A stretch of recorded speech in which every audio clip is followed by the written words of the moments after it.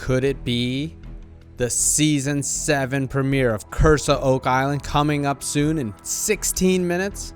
We're watching Digging Deeper right now. This is your guy, your boy, Jon Hill. He is a huge Curse of Oak Island fan. Huge, big time. Since season 1. Got my Gary Drayton treasure hunter hat on. We're going to react. We're going to recap this all season long. It's going to be hot. You come to this YouTube channel, this podcast, you're going to learn a lot about Curse of Oak Island. I got a lot of theories. It's the best show on TV. It's the number one unscripted reality in cable right now. Got a lot of followers. I love it. Best show.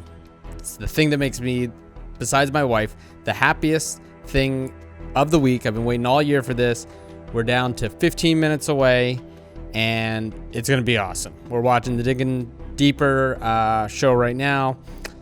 They're just digging up pits. I mean, Maddie Blake is killing it. Shout out Maddie Blake. You're doing a great job.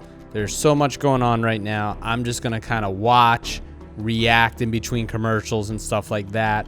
And then, you know, this show's going to grow. It's going to get bigger. It's going to get better. This is just week 1, you know, just week 1, just for all you Oakheads out there. We're just going to try some new content for you. We'll see what we can make.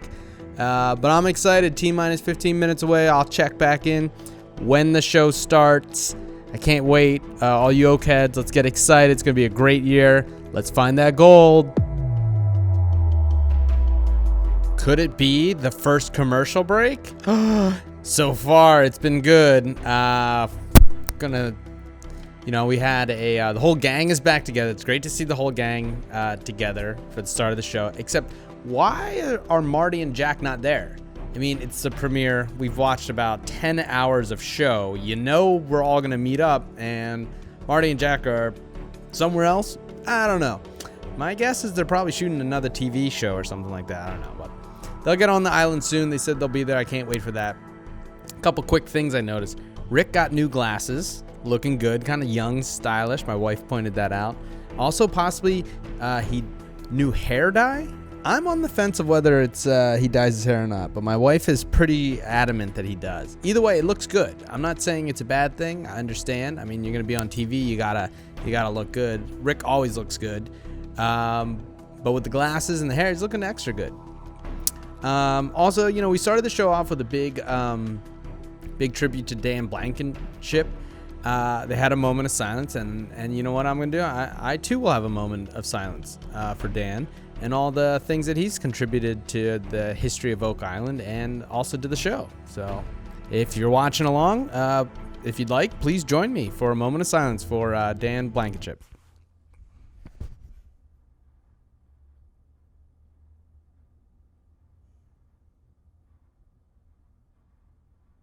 Thank you.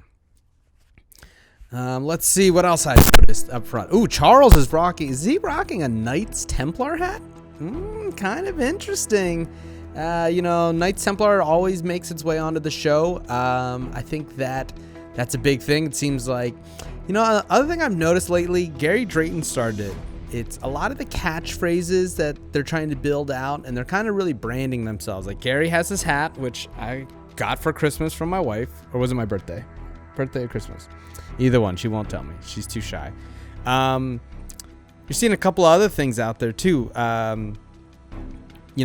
Charles has some kind of visitor of Oak Island hat, which is like, part of their business. You can go visit Oak Island, which is a dream of mine. Me and my friend Bill. Shout out to my friend Bill. He's gonna probably be on the show one day. He's traveling for work right now, but he's the one who got me into the show, so we'll have him on later. And I can see Charles also rocking the Knights Templar hat. Trying to keep this mystery alive for us, which is great. Hey, get that extra branding money. I love it. Let's see. What else do I notice? Speaking of catchphrase, I said Gary Drayton, my man Gary, had the first catchphrase. The bigger the boat, the bigger the treasure. Gary's probably the best at catchphrases, obviously, with Booby Dazzler and top pocket finds. Really good stuff. I'm looking forward to see what Gary's going to provide this year. I think he's one of the few that really has taken on this role of the show and really is trying to contribute to making the show the best show it could be, which is, catchphrases, fun sayings, slogans, things like that. That's just like what we love. As fans, we love top pocket finds. We love booby dazzlers. I know I'm not the only one who says stuff like that. I know you guys who watch the show, who love the show, probably have the same kind of like feelings of things that they've, ad libs that they've created that make the show so great and make these characters so great. So I'm excited for that. The bigger the boat, the bigger the treasure. Good one, Gary. Starting strong. I saw that on the trailer a few times. Also, quick notice. Seems like they might be using new cameras. I actually work in the film and TV business, and they feel like they might be 4K this year. I'm going to try to find out through the production company, but I'll try to hit them up. But it looks like it's a little sharper and in 4K. All right, the show's back on. I got to go. Could it be the first cliffhanger? All right, Oakheads, we are now at the next commercial break. It's really good. We have Charles and Gary, and they're down at Isaac's, and they're looking for treasure. And this is pretty great. One of my favorite parts of the show is when Gary's out there with the metal detector looking for stuff, mostly because he tends to find stuff, and that's the best part of the show, right? We all know that the show is a lot of what's a nice way to say it? Stalling and pretending that things are going to happen. But usually when Gary's out there, he usually finds something. So it's always a good sign. A lot of times with Jack Bagley, I like those two together. I'd love for a spin-off show. Gary and Bagley, treasure hunters, have them go to exotic places like the Caribbean and little islands like that. I think might be a spin-off show. History Channel, get at me. I got ideas. But right now they're at Isaac's Point. What I love, I think the reason a lot of us are attracted to the shows, because they also explain how they find treasures. Like, the show does a good job of explaining Gary's metal detector, and they did a good job of, explaining that this one's a 13-inch radius, and, it's 2 feet above ground, 2 feet below ground. Kind of lets you know the tools that are out there. I'm not sure if they have a sponsorship with the tools or whatever. Maybe they do. Sometimes they'll be very specific about what metal detector they're using or things like that. They didn't this time. They might later. Who knows?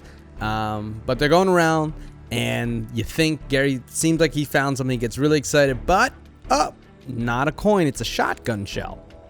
They kind of blow that off. Like, why is there who's shooting shotguns at Isaac Point? We should probably find that out if there's a dude going around shooting stuff. But turns out it was nothing. They keep going, and right now Gary gets excited. He sees something. We hear the music swell. The music builds up, dun dun dun dun dun dun dun dun, and then you hear Gary go, "Oh my gosh, it's something!" Cut to commercial break, and that's where we're at now, Oakheads. When we come back, let's see what they find. Maybe a booby dazzler. Could it be our first booby dazzler?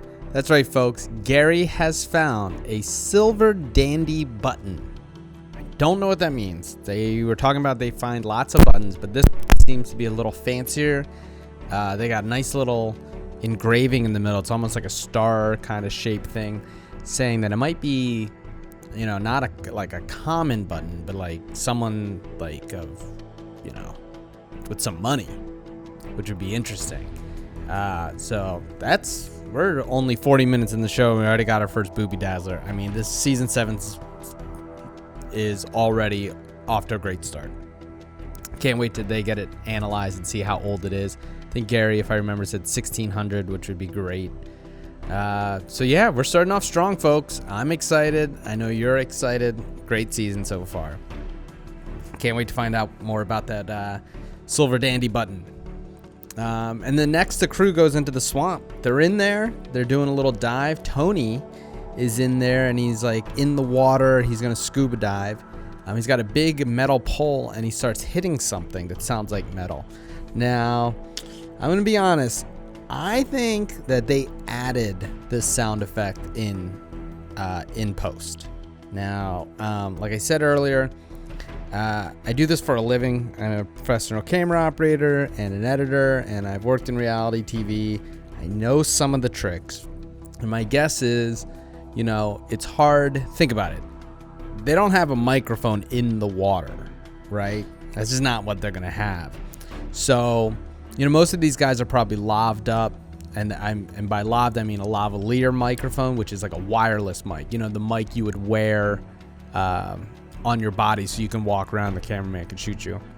My guess is they don't have a microphone, you know, underwater 6 feet or 5 feet. So my best guess is whoever was editing this, you know, when you see that pole hit the ground, they probably put in that sound effect, that little ding, ding, ding, ding. I know. Look, part of what I'm going to do on this show is kind of, you know, peel back the curtain, give you what I think is happening. And I think that's it. I think that's the little sound effect. But either way, they went down, and it looks like Tony has grabbed something, some kind of object that he hit. So went to commercial break because we got to go to commercial when that happens. But we'll see what it is. We'll see. Here we go. All right, Oakheads, we're back, and now Marty is here. Finally, Marty has showed up. Season 1, over an hour in, and the main character of the show, Marty Lagina, finally shows up. No explanation where he was at, but that's cool. He's here. We're happy. That's great. And he goes to the war room, and so far we're talking the swamp. It seems like this episode, I'm not sure if the whole season will be based off the swamp, but definitely these first 2 episodes are all swamp-based. Tony Sampson was down there earlier. He was finding these rocks, and it seems that based off the sonar that they've been doing, that it seems like they're trying to say that there's a man-made path or road that's in the swamp, and that it leads at the edge of that 200-foot anomaly that they found at the end of last season. That they're trying to say is that, you know, like Marty said, the SHIP, the ship that they're trying to put as a giant Spanish ship, you know, filled with gold or everything like that. That's kind of the storyline they're going for right now. You know, this idea that this thing they found through the sonar is this giant 200-foot long ship-shaped object. They want it to be a ship. They want what Tony to be to find is this road that leads up to it. They even talked about it as possibly, you know, like a loading dock. And now Marty says they're gonna, you know, go back into the swamp and look for it. You know, the joke is he hates the swamp, but now they're gonna start drilling holes and trying to see if they can find any wood. Here's the thing, they do this a lot.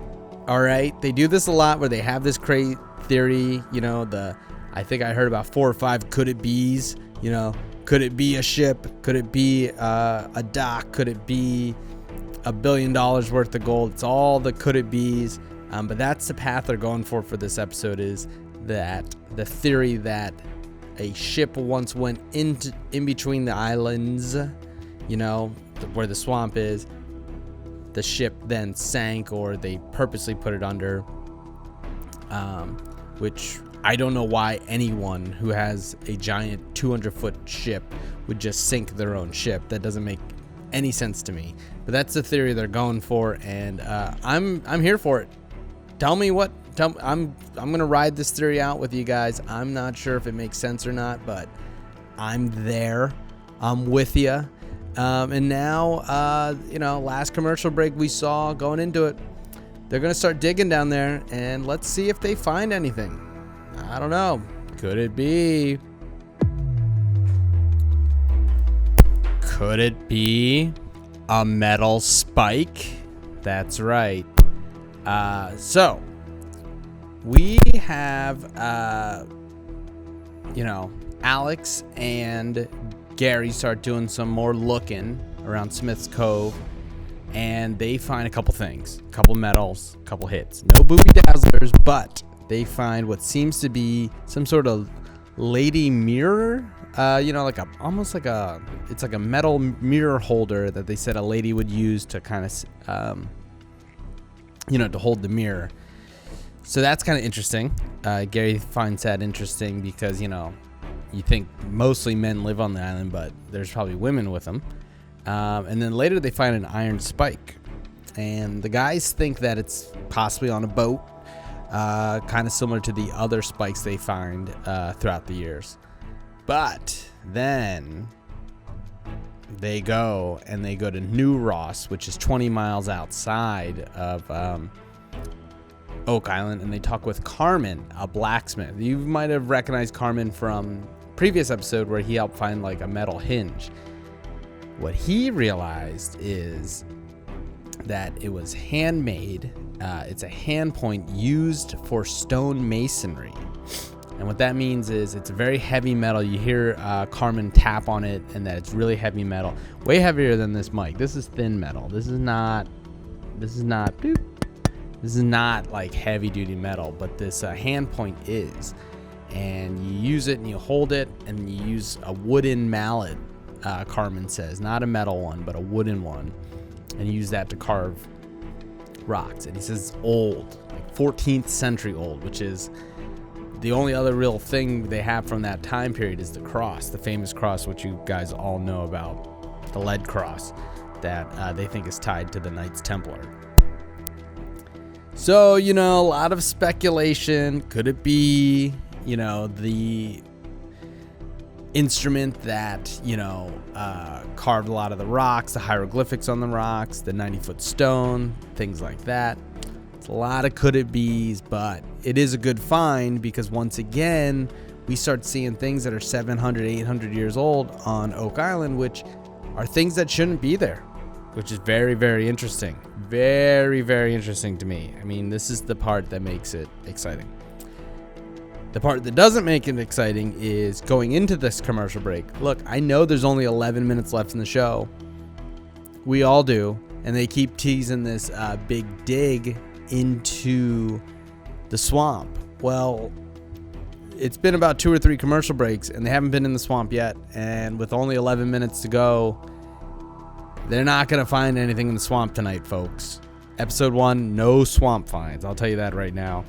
But they keep teasing it, and, they're going to start drilling. But who knows? It could be, knowing this show, it could be 4 or 5 episodes until they actually start drilling in the swamps. You know what I'm talking about, Oakheads. You know how they be teasing it like that, right? Oh, we're going to dig. We're going to dig. Any second now, next break, we see them about to dig into the swamp. We're going to drill. It could be the ship. Could it be the piece of wood? Could it be this? No, man, I ain't dumb. We got 10 minutes left, and we haven't started going in the drilling in the swamp yet, and it's not going to happen. Also, it's late. It's late out here. I'm on the West Coast. It's 10:50, and I'm getting kind of tired here.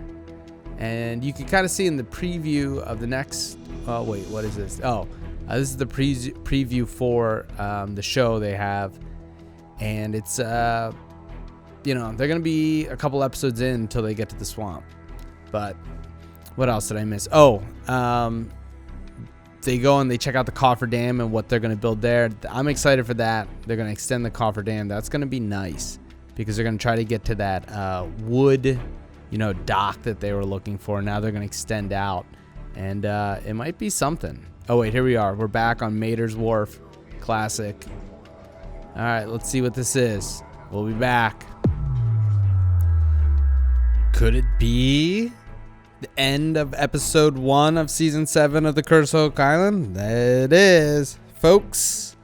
We just wrapped up the episode 1, and like I said before the commercial break, no swamp action, no swamp drilling this time. I had the feeling about 30 minutes in we weren't going to see it. Come on, we all know the deal on this show.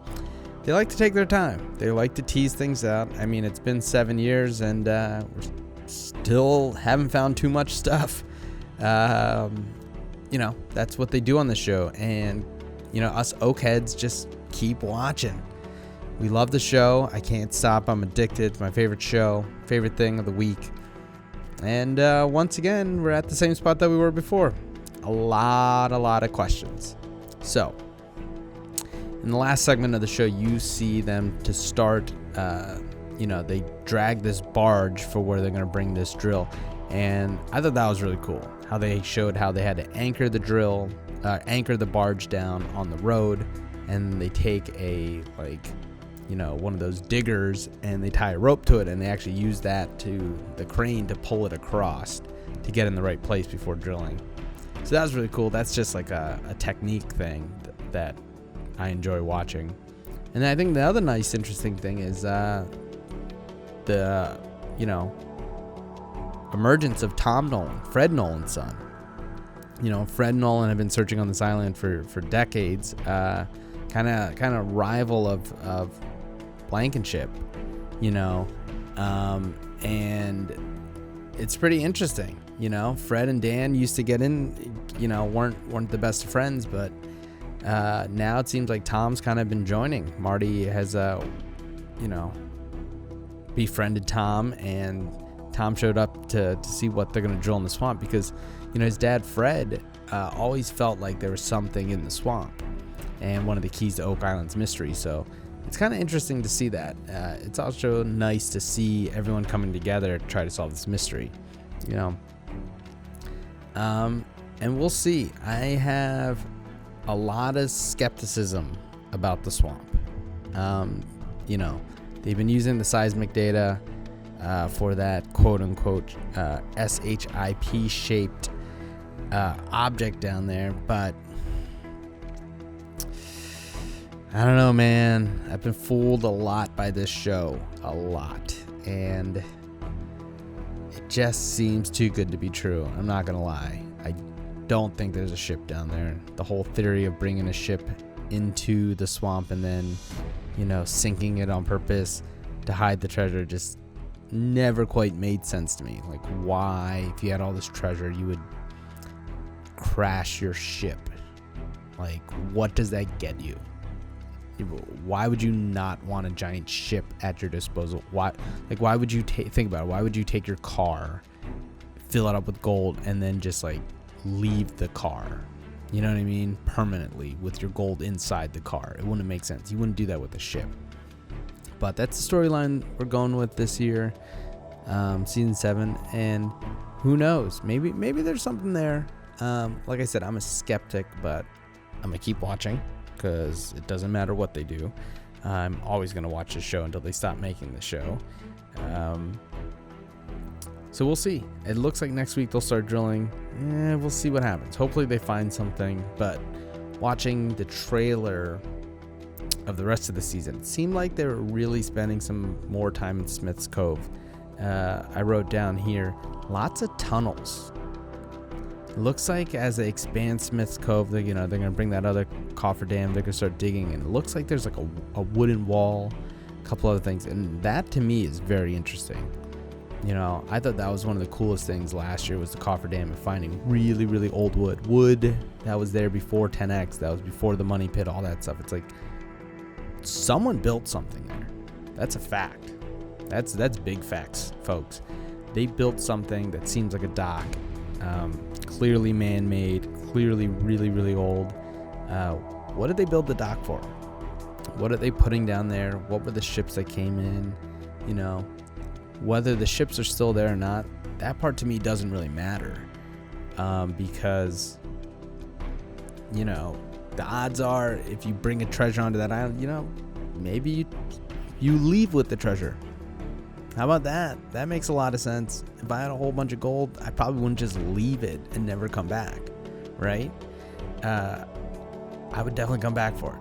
But part of the mystery isn't that, is still part of the excitement of the show is that you're trying to find the mystery and try to solve some of the riddles and the puzzles and not necessarily find the gold. The gold would be nice, don't get me wrong. I'd love for them to find some gold, but finding more tunnels and just the idea that, these people for hundreds of years ago would be able to dig this deep on an island and build, docks and tunnels and things like that is wild to me, and I think that's one of the best parts of the show. So look, first episode, some interesting finds. I think the biggest find was obviously the iron spike, the hand point that could be from the 14th century that was used to carve stuff. I think that's very, very interesting. That was probably the best thing.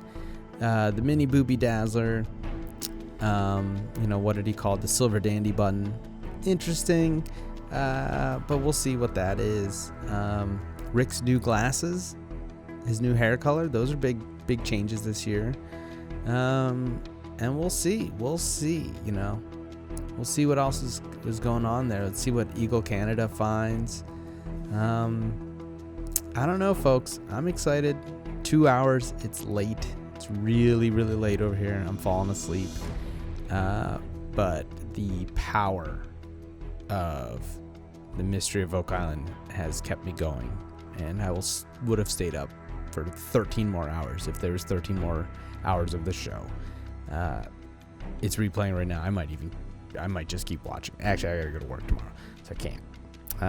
But this has been, could it be the Curse of Oak Island unofficial recap show?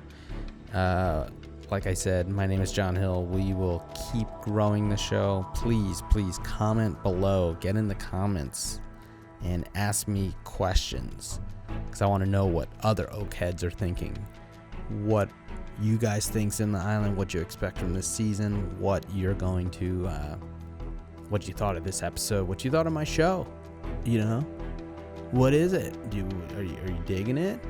What do you want more of? What do you want less of? I'll say this: if you're just gonna hate on me, keep that to yourself. That's fine. But if you want to join along, want to ask questions and participate, I'm down, man. I'm down to talk Curse of Oak Island. I love this show. And but if you're just gonna be a hater, nah, get out of here. Get out of the comments. But if you're a friend of the cross, if you're down, if you're down with all that, if you're down with the bigger the boat, the bigger the treasure, then join us for the ride this year. I think it's going to be exciting. I can't wait, guys. I love this show. And talk to you soon. Keep digging.